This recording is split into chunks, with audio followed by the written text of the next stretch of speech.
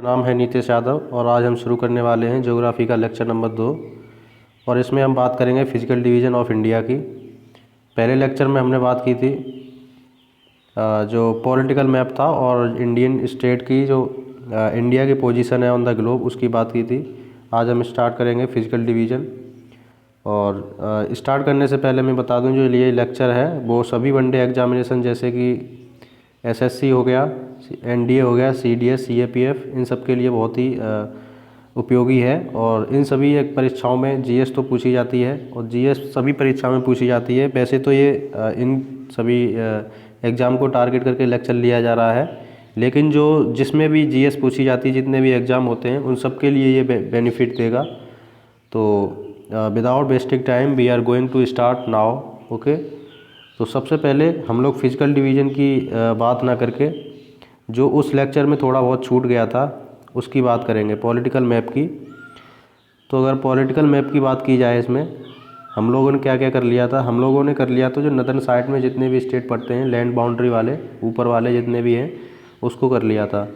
जो नीचे वाले बचे हुए हैं जैसे कि ये सी बॉर्डर शेयर कर रहे हैं जैसे बे ऑफ बंगाल में और अरेबियन सी में, तो उन सबको हमें देखना था एक बार। इन सबको एक बार देख लें, उसके बाद हम लोग फिजिकल डिवीज़न की ओर चलते हैं। ओके, तो सबसे पहला जो स्टेट पड़ता है हमारा वो गुजरात है। ये गुजरात स्टेट है।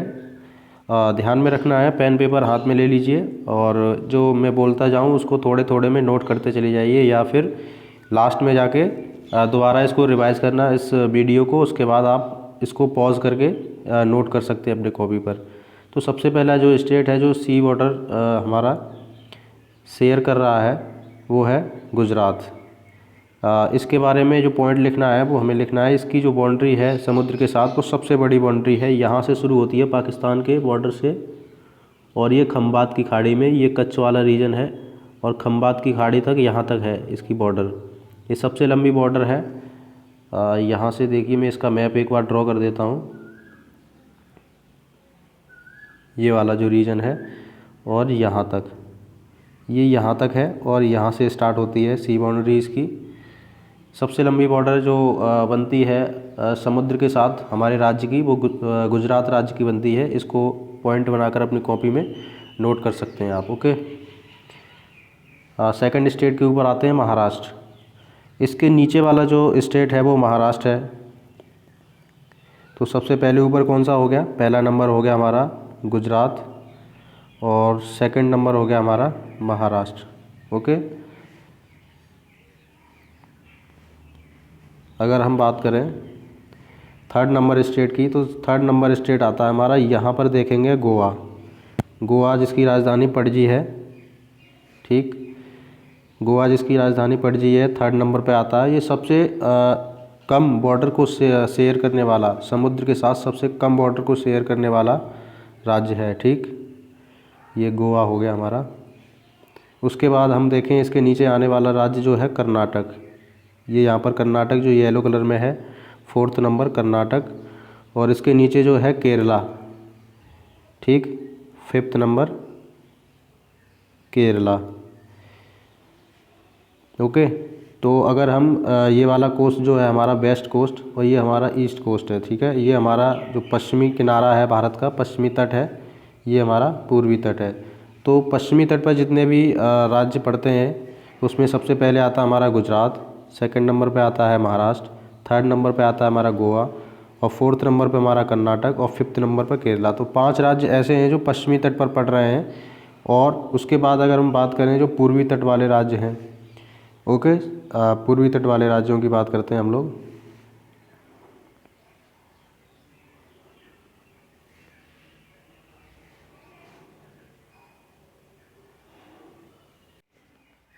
पूर्वी तट वाले राज्यों में सबसे पहले जो आता है, हम लोग ऊपर नॉर्थ से साउथ की तरफ चलेंगे।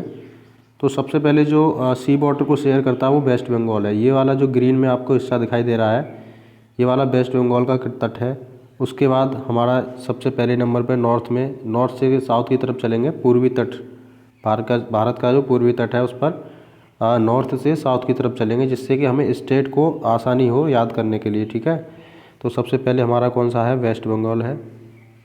सेकंड नंबर पे हम देखें तो ये वाला है, ये जो येलो कलर का बॉर्डर है यहाँ पर, उड़ीसा, ठीक। और थर्ड नंबर पे जो ये आता है आंध्र प्रदेश, थर्ड नंबर आंध्र प्रदेश।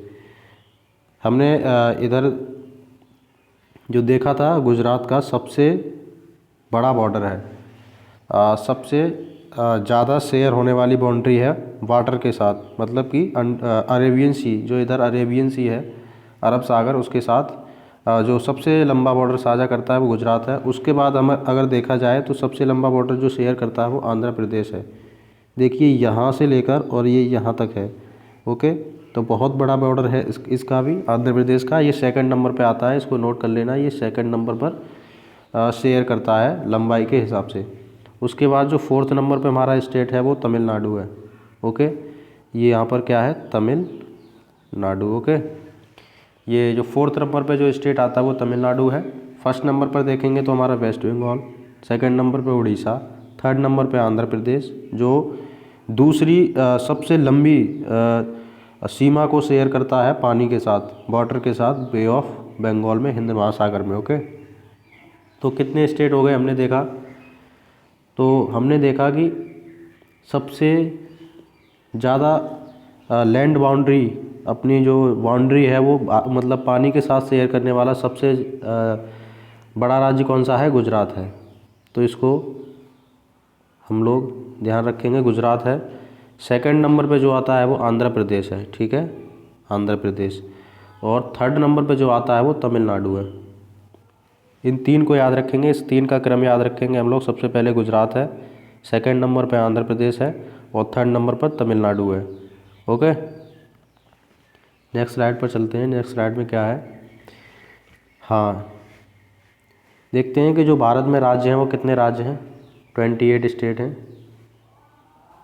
ठीक, और 8 यूनियन टेरिटरी हैं। 28 state, 8 union territory, land boundary state, sea boundary state हम लोगों ने देख लिए। लैंड बाउंड्री स्टेट हमने पिछली क्लास में देखा था। इस वाली क्लास में अभी हमने सी बाउंड्री स्टेट देखे हैं। सी बाउंड्री स्टेट कौन कौन से हैं। और इनर स्टेट, ये कैसा स्टेट होता है, inner state without sharing border with sea of foreign country, मतलब किसी विदेशी देश से भी, किसी जो अदर कंट्री है उससे भी बॉर्डर शेयर नहीं कर रहे हैं, और पानी से भी बॉर्डर शेयर नहीं कर रहे हैं। मतलब इसका ये है कि जो हम लोगों के राज्य हैं वो उसके अंदर है, ठीक है, अंदर हैं, केवल राज्य से जो बॉर्डर है उसको शेयर कर रहा है, किसी अदर कंट्री से शेयर नहीं कर रहा, ना पानी से शेयर कर रहा है, ओके। तो इसको भी देखेंगे। पॉलिटिकल मैप में देखते हैं। सबसे पहले हमारे 28 राज्य हैं, इसको देखते हैं। ऊपर से नॉर्थ से साउथ की तरफ चलते हैं। पहला हिमाचल प्रदेश है, पंजाब, उत्तराखंड, हरियाणा, ये 4 राज्य ऊपर हो गए नॉर्थ में।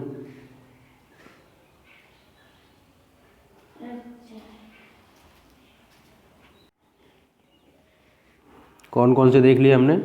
सबसे पहले देखा हमने हिमाचल प्रदेश, पंजाब, उत्तराखंड, हरियाणा। इसको चारों को, मतलब यहाँ पर जो नॉर्थ वाला ये वाला रीजन है इसको ध्यान रखना है। कौन कौन सा, हिमाचल प्रदेश, पंजाब, उत्तराखंड, हरियाणा। अगर हम नीचे की तरफ आएँ तो सबसे पहले इधर देखेंगे पश्चिम की तरफ राजस्थान, वो नॉर्थ से साउथ की तरफ चलेंगे गुजरात, गुजरात के बाद देखेंगे महाराष्ट्र, महाराष्ट्र के बाद देखेंगे कर्नाटका, और ये यहाँ पर एक छोटू सा देश है, कौन सा, गोवा, ठीक है। उसके नीचे अगर देखेंगे तो यहाँ केरला और ये तमिलनाडु, ओके। और अब साउथ से नॉर्थ की तरफ चलेंगे तो आंध्र प्रदेश, बीच में ये तेलंगाना, ऊपर ये उड़ीसा, इसके लेफ्ट हैंड की साइड छत्तीसगढ़।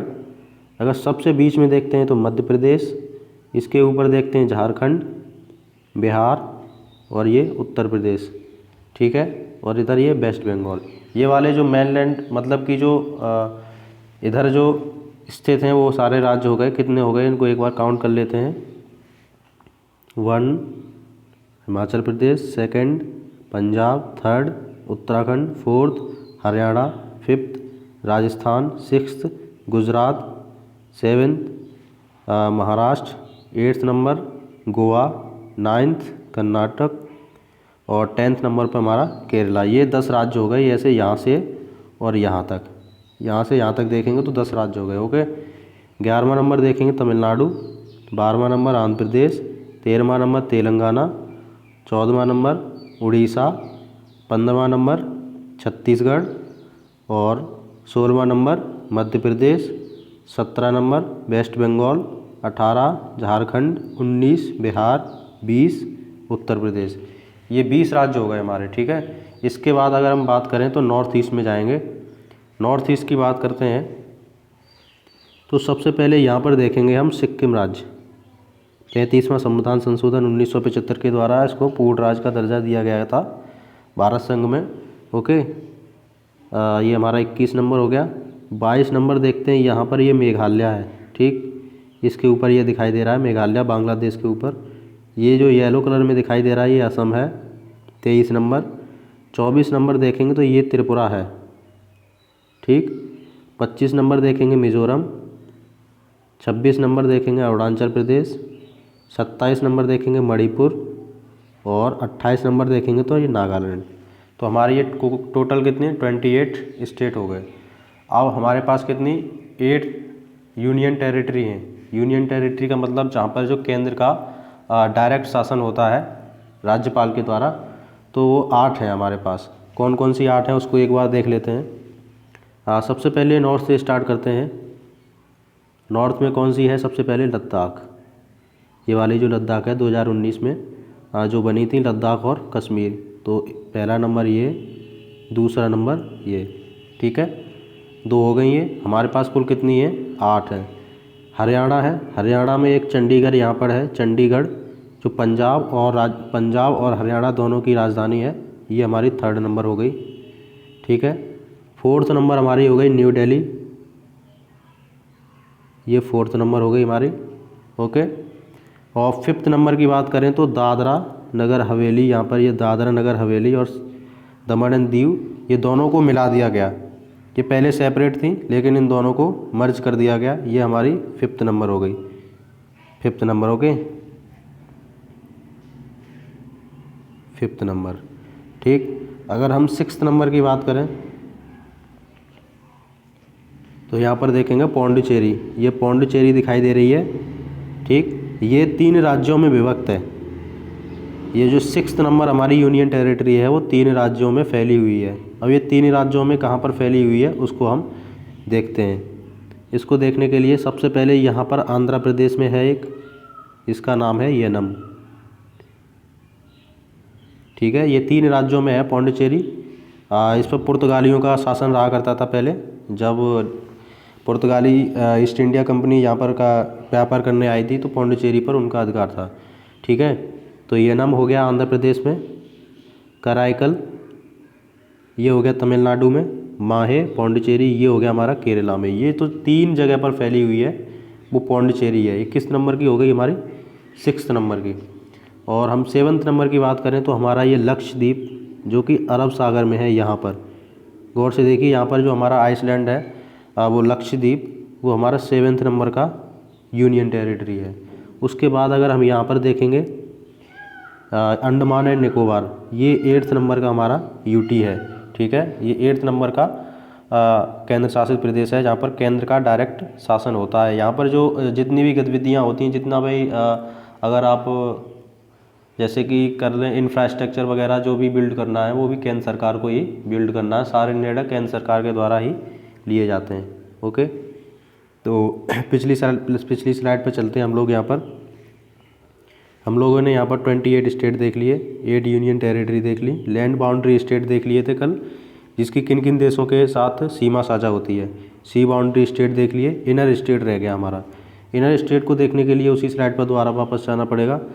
इनर स्टेट का मतलब होता है जो चारों तरफ से अपने ही राज्यों से घिरा हुआ है। जैसे कि सबसे पहला मध्य प्रदेश। मध्य प्रदेश इधर उत्तर प्रदेश से, राजस्थान से, गुजरात से, महाराष्ट्र से, छत्तीसगढ़ से, झारखंड से, और बिहार की नहीं है बॉर्डर, झारखंड की भी नहीं है। छत्तीसगढ़, महाराष्ट्र, गुजरात, राजस्थान, उत्तर प्रदेश से चारों तरफ से घिरा हुआ है। ये इसकी सीमा जो है किसी अन्य देश के साथ नहीं साझा होती है और ना किसी पानी के मतलब जैसे किसी समुद्र से भी साझा नहीं होती है, तो इसको इनर स्टेट कहेंगे। दूसरा नंबर जो हमारा हो गया हरियाणा।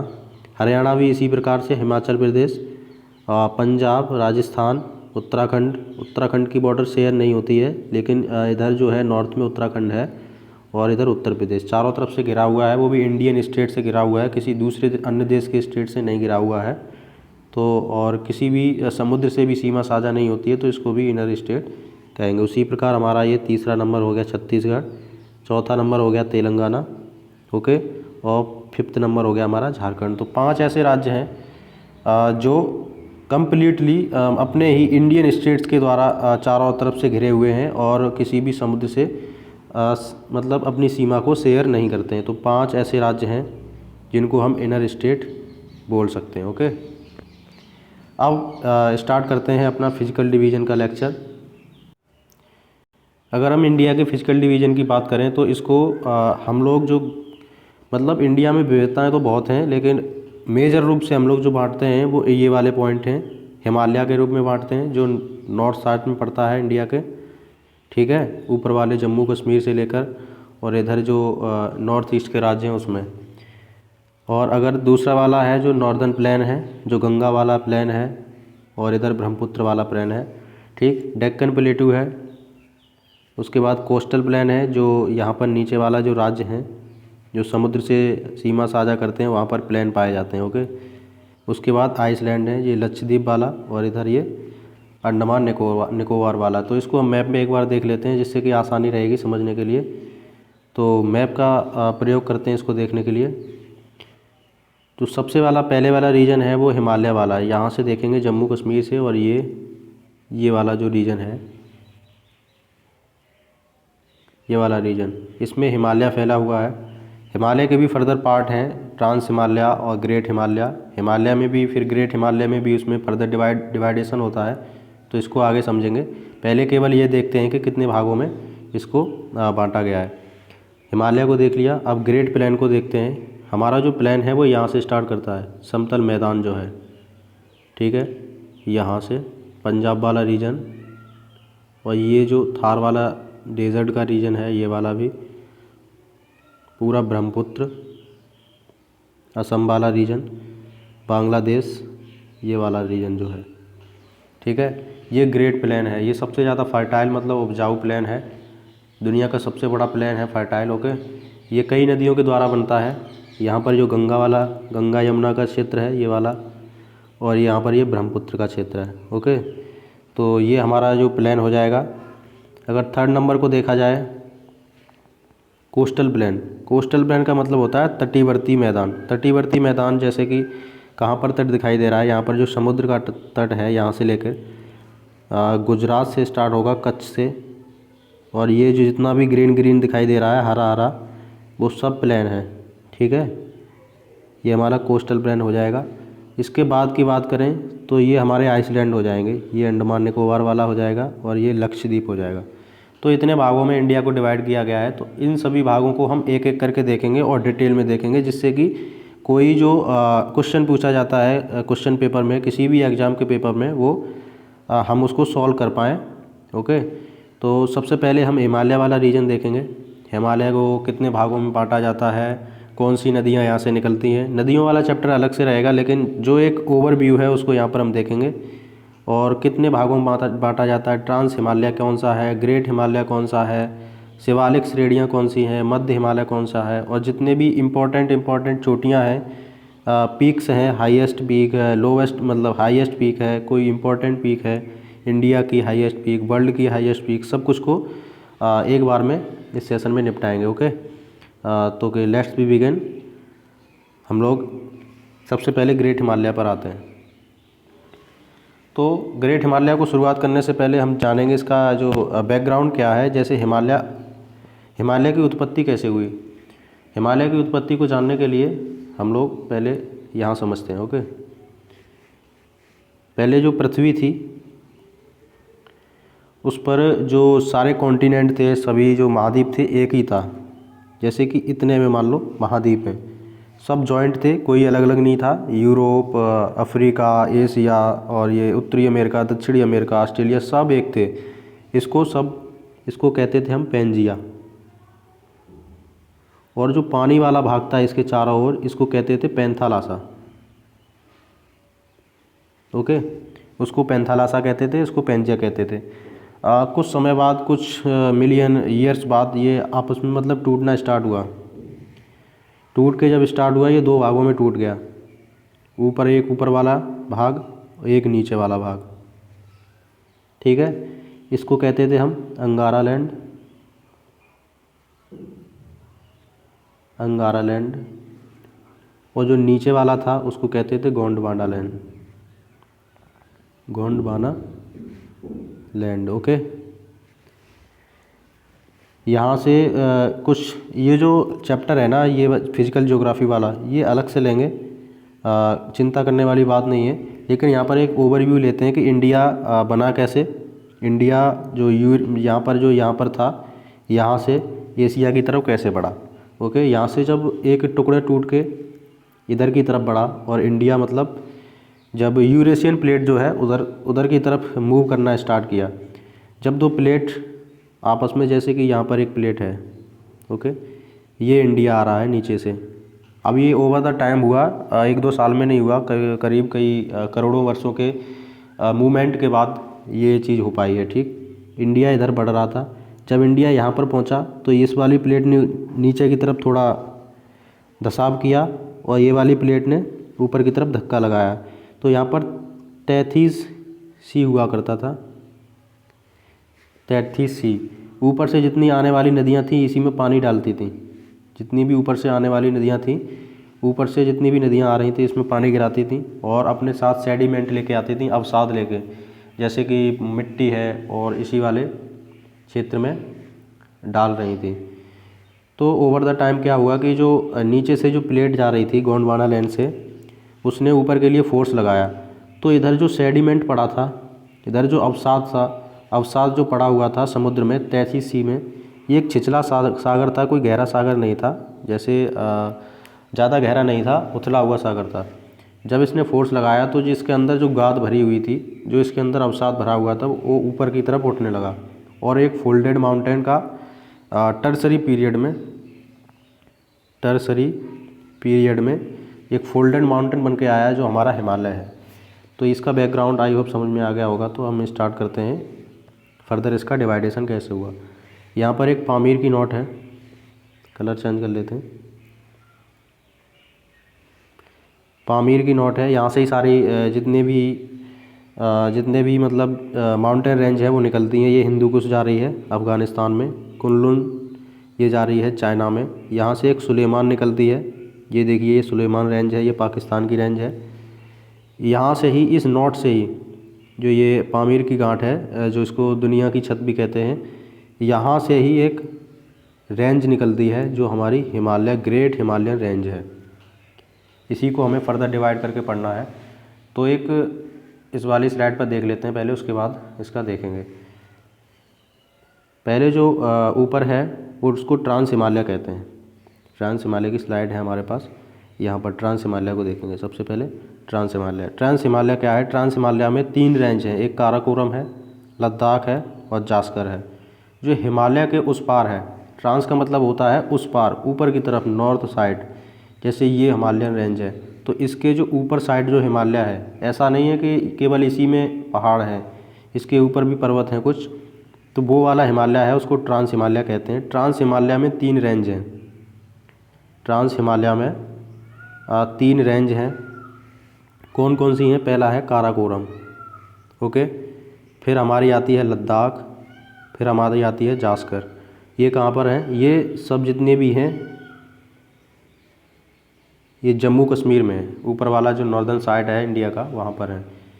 ये वाली जो जास्कर है, ऊपर वाली काराकोरम, नीचे वाली बीच वाली लद्दाख, फिर ये जास्कर। ये आगे जाती है चाइना में। और यहाँ पर कैलाश, जो हमारा कैलाश पर्वत है इंडिया के लिए, हिंदू लोगों के लिए, जो एक तीर्थ स्थान की तरफ भी है, जो महादेव का निवास है, कैलाश पर्वत, ये यहाँ पर कैलाश पर्वत बनता है। कैलाश मानसरोवर भी यहीं पर है, ओके। तो पहली range Karakoram, second Ladakh, third Zanskar range, okay. तो ये हमारा ट्रांस हिमालय हो गया। इसके बाद हम देखते हैं इसका डिवाइडेशन क्या है। ट्रांस हिमालय, उसके बाद ग्रेट हिमालय। इसको एक बार समझ लें, उसके बाद मैप में हम लोग देखेंगे, ठीक। ऊपर ये ट्रांस हिमालय था, काराकोरम, लद्दाख,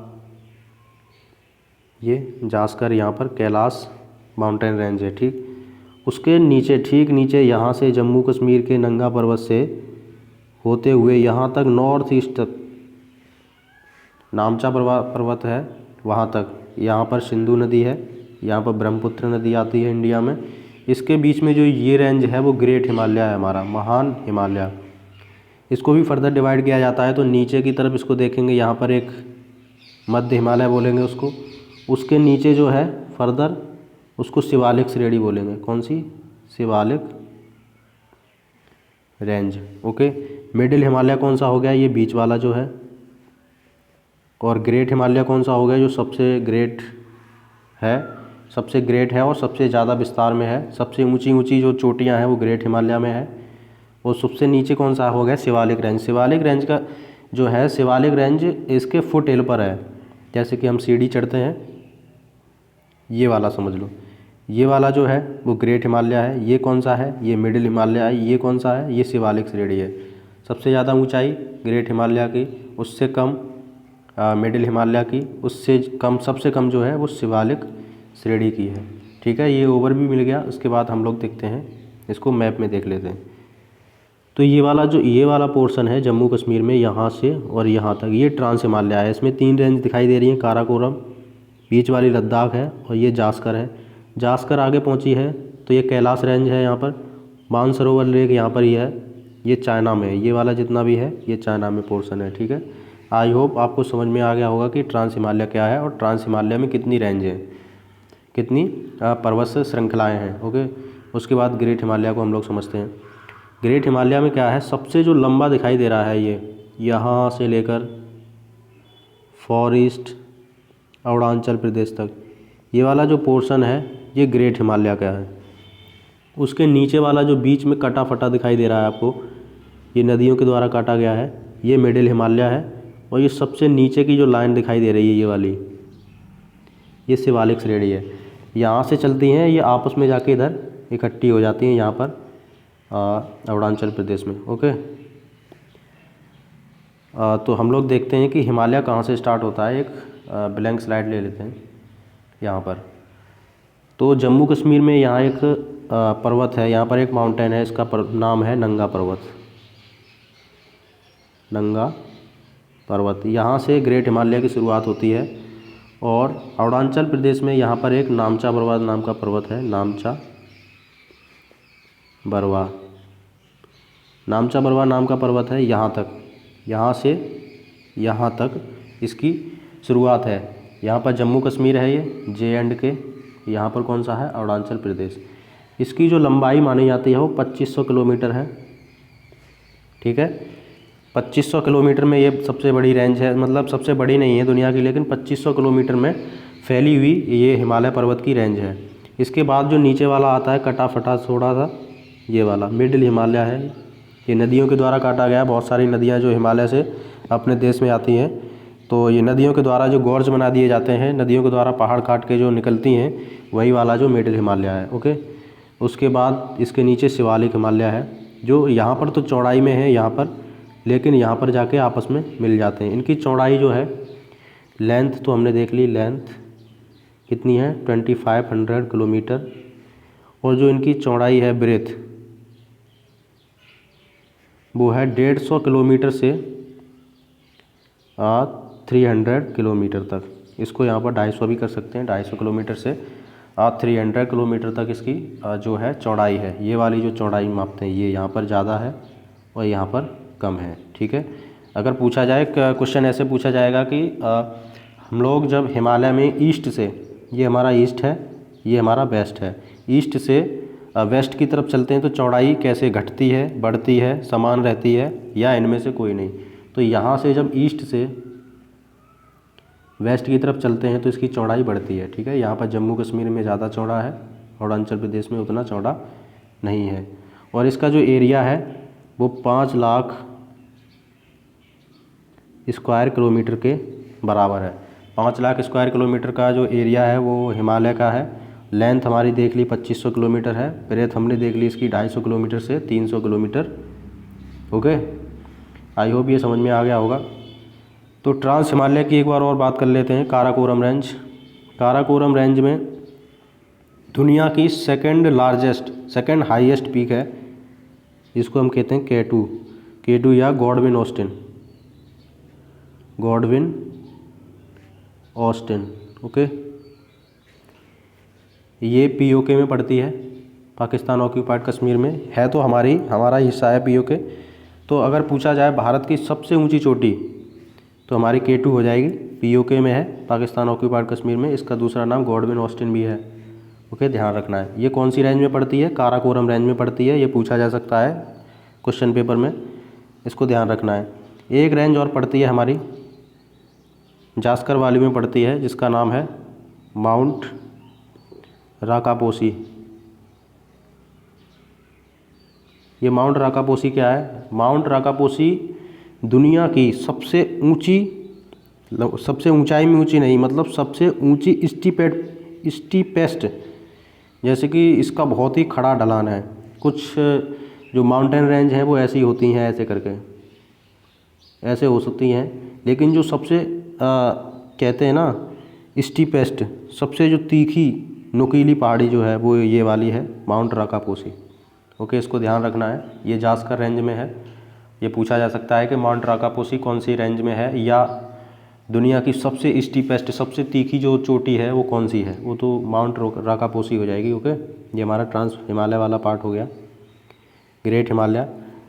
अगर हम इसका फर्दर डिवाइडेशन करें, एक तो हमने डिवाइडेशन इसका देख लिया कि ये वाला ग्रेट हिमालय हो गया, उसके नीचे मिडिल हिमालय हो गया, उसके नीचे शिवालिक श्रेणियाँ हो गई। ठीक है, ये वाला हमने देख लिया। यहाँ से ये जम्मू कश्मीर, ये अरुणाचल प्रदेश, ये वाला जो हमारा हॉरिजॉन्टल था डिवाइडेशन, वो हमने देख लिया। अगर हम वर्टिकल की बात करें, ऐसे करके ऐसे बात करेंगे, तो इसका कुछ डिवाइडेशन कुछ क्षेत्रीय आधार पर होता है, तो उसको हम देख लेते हैं। ये हमारा ग्रेट, मिडिल, शिवालिक श्रेणियाँ, अरुणाचल प्रदेश, जम्मू कश्मीर। ठीक है, सबसे पहले आता पंजाब या कश्मीर हिमालय। पंजाब या कश्मीर हिमालय से मतलब क्या है? जो यहाँ सिंधु रिवर यहाँ से निकली है, यहाँ से जम्मू कश्मीर से आती है, पाकिस्तान में जाती है, और यहाँ पर सतलज रिवर है। सतलज और सिंधु के बीच में जो है वो हमारा कौन सा है? पंजाब हिमालय।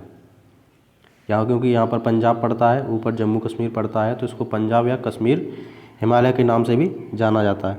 ठीक है, उसके बाद सतलज नदी से काली नदी, यहाँ पर काली नदी निकलती है, जिसको शारदा नदी भी कहते हैं। उसको इसके बीच में जो पड़ने वाला रीजन है उसको हम कुमाऊँ हिमालय कहते हैं। कौन सा हिमालय कहते हैं? कुमाऊँ हिमालय। उसके बाद नेपाल वाला रीजन आ जाता है, काली नदी से यहाँ तक, तीस्ता नदी तक। काली नदी और तीस्ता नदी के बीच में कौन सा हिमालय पड़ता है? नेपाल हिमालय पड़ता है हमारा, यहाँ पर नेपाल पड़ता है। ठीक है, नेपाल देश है, नेपाल देश के ऊपर हमने इसका नामकरण किया गया है, नेपाल हिमालय। उसके बाद यहाँ तीस्ता नदी से और यहाँ तक सिक्किम का जो पार्ट है यहाँ पर, उसको सिक्किम हिमालय कहते हैं। और सिक्किम हिमालय से आगे यहाँ तक अरुणाचल प्रदेश तक, अरुणाचल प्रदेश का जो असम तक यहाँ वाला रीजन है उसको हम क्या कहेंगे? असम हिमालय। ठीक है, तो ये हमारा वर्टिकल क्लासिफिकेशन ऑफ हिमालय हो गया। सबसे पहले कौन सा है? ये वाला पंजाब हिमालय, ये वाला जो रीजन है सतलज से, सिंधु रिवर से सतलज वाला। उसके बाद जो कुमाऊँ हिमालय है, सतलज रिवर से काली नदी, ये हमारा उत्तराखंड वाला रीजन है, उत्तराखंड हिमाचल प्रदेश वाला रीजन।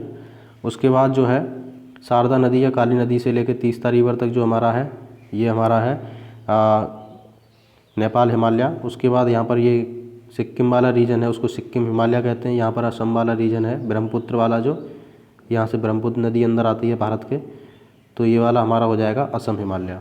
इसको मैप में देख लेते हैं एक बार। ये देखिए, ये यहाँ पर, यहाँ से ये पंजाब हिमालय है, इसको कश्मीर हिमालय भी कहते हैं, जो इंडस नदी, सिंधु नदी और सतलज नदी के बीच में है।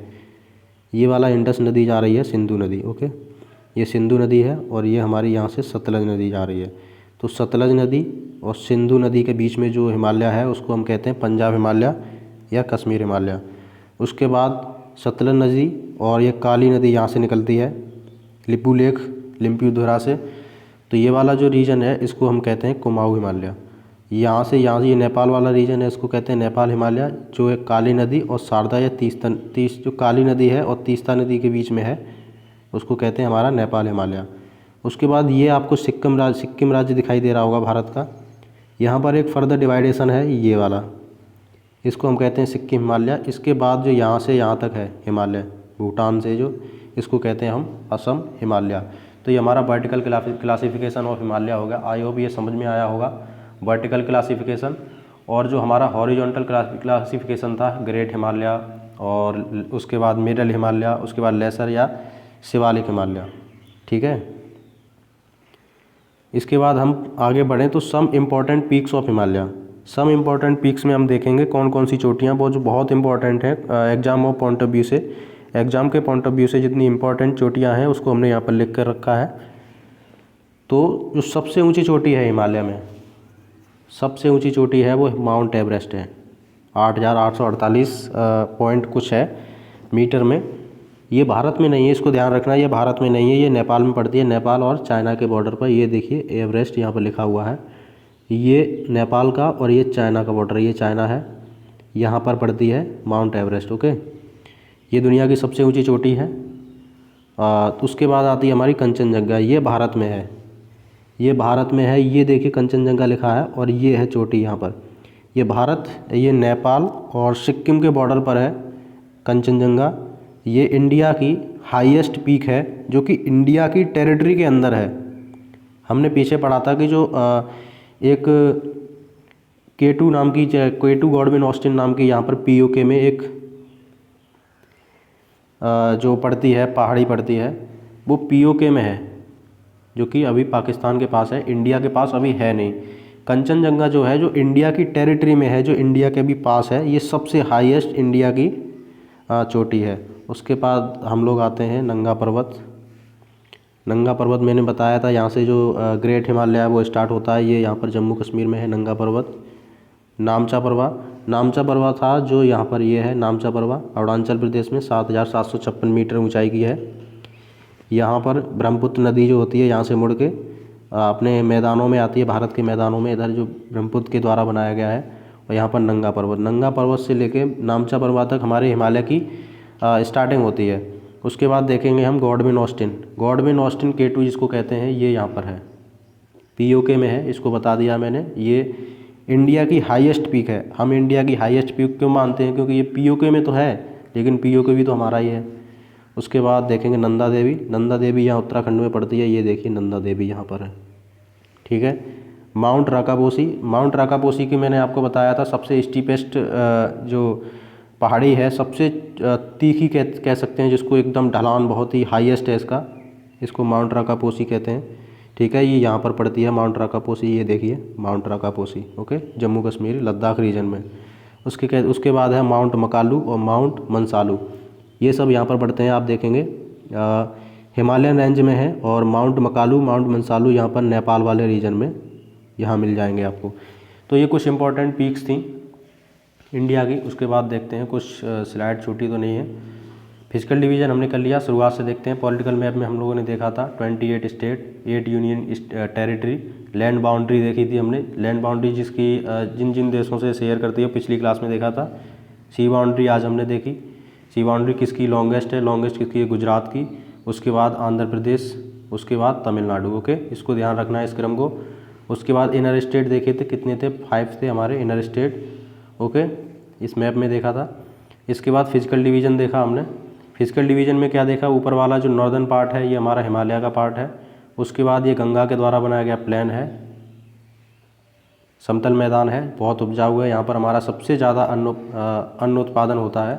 उसके बाद देखा हमारा ये दक्कन प्लेटू कहाँ पर है, ये जो वाला ब्राउन कलर में आपको दिखाई दे रहा है, ये दक्कन प्लेटू है। जितना भी है इंडिया का सबसे बड़ा हिस्सा यही है, आधा क्षेत्रफल तो यही कवर कर लेता है हमारा दक्कन प्लेटू जो है।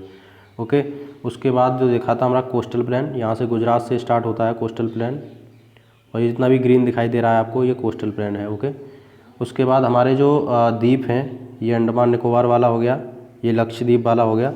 ठीक है, ये हमारा फिजिकल डिवीज़न हो गया था हमारा इंडिया का। उसके बाद हमने एक एक को थोड़ा ओवरव्यू लिया, और आज हमने जो पढ़ा है ग्रेट हिमालय को हमने डिटेल में पढ़ा है आज। ग्रेट हिमालय के ऊपर ट्रांस हिमालय है, ट्रांस हिमालय में देखा हम लोगों ने कितनी रेंज है, एक काराकोरम है, दूसरी लद्दाख है, जास्कर है, ये काराकोरम ऊपर वाली है। ये क्रम से ही याद रखनी है, क्रम से याद रखोगे तो ठीक रहेगा। ये काराकोरम रहेगा, हमारा लद्दाख रहेगा, और ये वाली जास्कर श्रेणी रहेगी। ये आगे जाके यहाँ पर कैलाश मानसरोवर, कैलाश पर्वत, महादेव का निवास बन जाता है यहाँ पर। यहाँ पर K2 है काराकोरम में, K2 सबसे ऊंची चोटी है इंडिया की। और यहाँ पर माउंट राकापोसी है यहाँ पर। ओके, ट्रांस हिमालय देखा था, हिमालय देखा था हमने, ग्रेट हिमालय में देखा था। ग्रेट हिमालय सबसे ये वाला लंबी रेंज है 2500 किलोमीटर की। उसके बाद नीचे मिडिल हिमालय आता है, उसके नीचे शिवालिक श्रेणियाँ आती हैं। ठीक, उसके बाद देखा हमने वर्टिकल क्लासिफिकेशन, पंजाब कश्मीर वाला हिमालय देखा, कुमाऊँ वाला, नेपाल, सिक्किम और असम वाला। इसको एक बार फिर मैप में देख लेते हैं। ये देखिए, ये वाला पंजाब वाला है, ये किसके बीच में है, सिंधु और सतलज के बीच में। कुमाऊँ वाला है सतलज और काली नदी के बीच में। नेपाल वाला है काली नदी और तीस्ता नदी के बीच में। यहाँ एक फर्दर डिवाइडेशन है सिक्किम हिमालय वाला। उसके बाद ये वाला जो बचा है वो असम हिमालय। ओके, ये सारा समझ में आ गया होगा। सम इम्पोर्टेंट पीक्स भी देख ली हम लोगों ने। पीक्स में क्या देखा हमने, यहाँ पर राकापोसी है जो सबसे खड़ी ढाल वाली है, फिर नंगा पर्वत और नामचा पर्वत यहाँ पर है। इसके बीच में हमारी ग्रेट हिमालयन रेंज है। यहाँ कैलाश पर्वत है, कैलाश मानसरोवर है, ये कंचनजंगा है, ये माउंट एवरेस्ट है, दुनिया की सबसे ऊंची चोटी। ठीक, यहाँ पर नंदा देवी है और मकालू और मनसालू यहाँ पर दिखाई देते हैं। आई होप ये लेक्चर बहुत ही इम्पोर्टेंट रहेगा आपके लिए और बहुत कुछ समझ में आया होगा इसमें। अगर आपको समझ में आया है तो इस लेक्चर का आनंद लीजिए और अपने दोस्तों के साथ शेयर कीजिए, और हो सके तो अगर समझ में आया है तो चैनल को सब्सक्राइब कर दीजिए। ये this is the end of the session, so thank you very much. जय हिंद, जय भारत।